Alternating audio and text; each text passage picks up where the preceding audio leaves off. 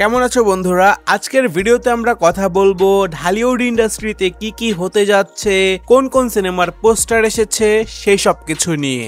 প্রথমেই বলা যাক শাকিব খান এবং রায়হান রাফির তাণ্ডব সিনেমা নিয়ে। এই সিনেমার হয়তোবা খুব তাড়াতাড়ি টিজার আসতে যাচ্ছে।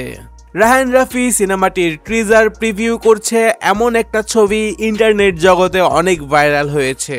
তো হ্যাঁ, হাতে আর বেশি সময় নেই, খুব তাড়াতাড়ি আমরা 2-3 দিনের মধ্যেই হয়তোবা এই তাণ্ডব সিনেমার ট্রেজারটাকে দেখতে পারবো।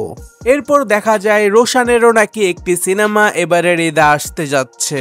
সেই সিনেমাটির আগের নাম ছিল পুলসিরাত, যেটার নাম এখন বদলে রাখা হয়েছে সর্দার বাড়ি। এই সিনেমাটিতে রোশান সহ আরো অভিনয় করবে বুবলি, শহীদুজ্জামান সেলিম, নাসিরুদ্দিন খানের মতো ভালো ভালো অভিনেতারা। এই সিনেমাটির গল্প মূলত গ্রাম কেন্দ্রিক হতে পারে, সো তেমন একটা এক্সপেকটেশন নেই আমার এই সিনেমাটির থেকে।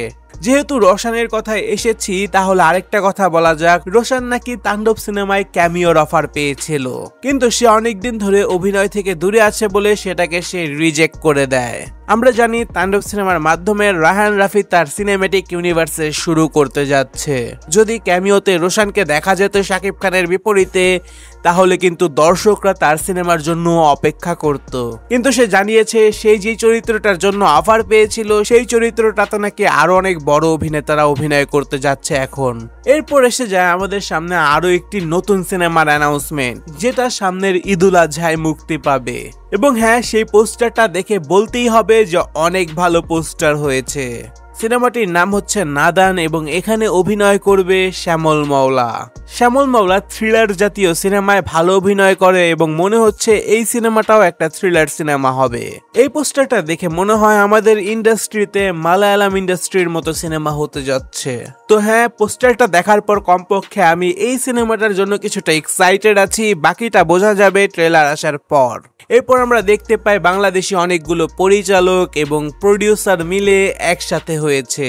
তারা আলোচনায় বসেছে যাতে তারা তাদের নিজেদের সিনেমা রিলিজের পর ভালো টাকা ইনকাম করতে পারে।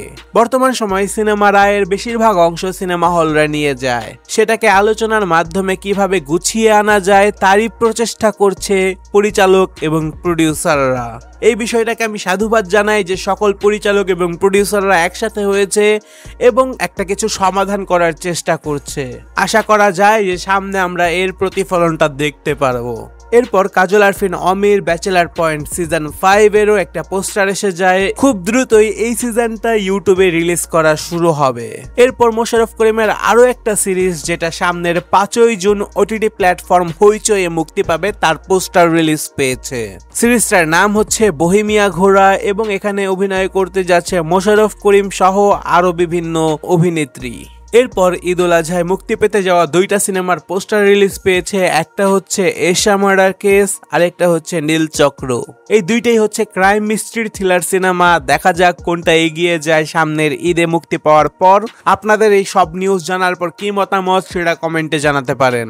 সিনেমা স্কোপের সম্পূর্ণ ভিডিওটি দেখার জন্য ধন্যবাদ।